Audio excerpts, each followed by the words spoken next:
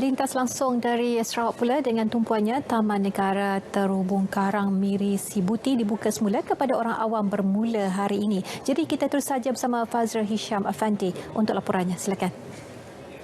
Terima kasih Miza. Assalamualaikum dan salam hormat.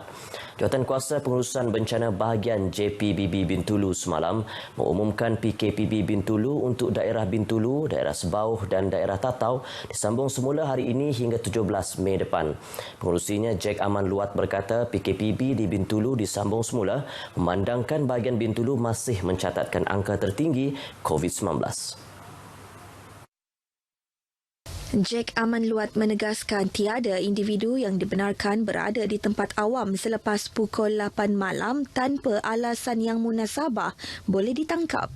Tambahnya, aktiviti rekreasi dan riadah di Pantai Tanjung Batu, Taman Tumbina, Pantai ABF dan Taman Millennium tidak dibenarkan, termasuk aktiviti yang boleh mengundang kehadiran ramai di suatu tempat sehingga menyukarkan penjarakan fizikal.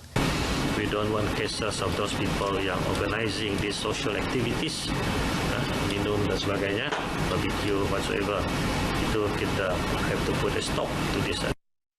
Beliau berkata lagi bagi sektor perikanan, perladangan, pertanian, penternakan dan semua yang berkaitan dengan rantaian makanan adalah dibenarkan beroperasi pukul 6 pagi hingga 8 malam, tertakluk kepada pihak berkuasa tempatan PBT. Penglibatan orang awam khususnya belia sebagai sukarelawan menerusi program Malaysia Vaccine Support Volunteers MyVac. Bukti kebersamaan golongan itu membantu kerajaan menjayakan program imunisasi COVID-19 kebangsaan PICK yang memasuki fasa 2.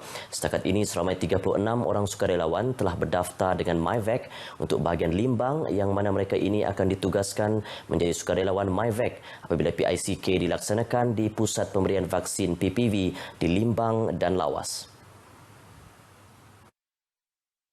Penolong Pegawai Belia dan Sukan bahagian Limbang, Muhammad Afiq Abdul Azizi, berkata pendekatan ini amat baik untuk membantu petugas Kementerian Kesihatan Malaysia KKM selain melancarkan urusan pendaftaran penerima vaksin.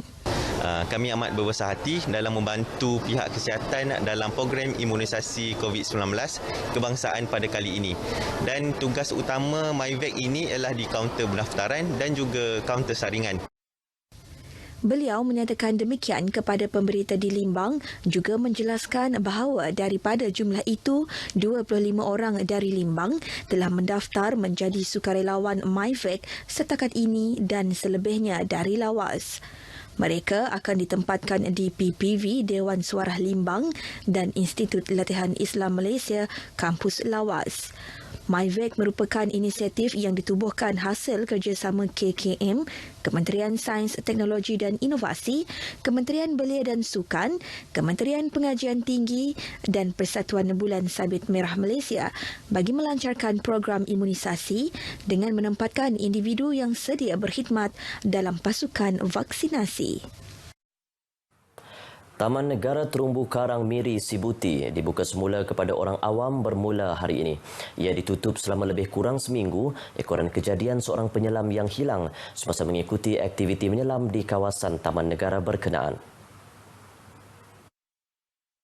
Sehubungan itu, Perbadanan Perhutanan Sarawak SFC dalam kenyataannya turut mengingatkan agar pengunjung sentiasa mematuhi prosedur operasi standard SOP COVID-19 sepanjang berada di Taman Negara berkenaan. Antara aktiviti rekreasi yang dibenarkan ialah pengembaraan marin menggunakan bot dengan diiringi atau tanpa pemandu taman, snorkeling dan scuba diving dengan penyelam berlesen yang berkelayakan dan pemerhatian mamalia laut yang disertakan dengan pemandu taman. Manakala antara aktiviti yang tidak dibenarkan pula adalah lawatan bot yang membawa lebih daripada 10 orang setiap kumpulan atau setiap pemandu taman, termasuk operator luar dan ketua penyelam, penyelam skuba yang tidak berlesen, penyelam skuba tanpa ketua penyelam, tenaga pengajar, kumpulan penyelam atau snorkeling yang lebih daripada 10 orang setiap ketua penyelam. Tempoh waktu yang dibenarkan ialah 8 jam antara pukul 8 pagi hingga 5 petang dengan kapasiti pengunjung sebanyak 50% pada satu-satu masa. Sekian berita dari Sarawak. Kita kembali bersama Miza di Angkasa Puri. Silakan.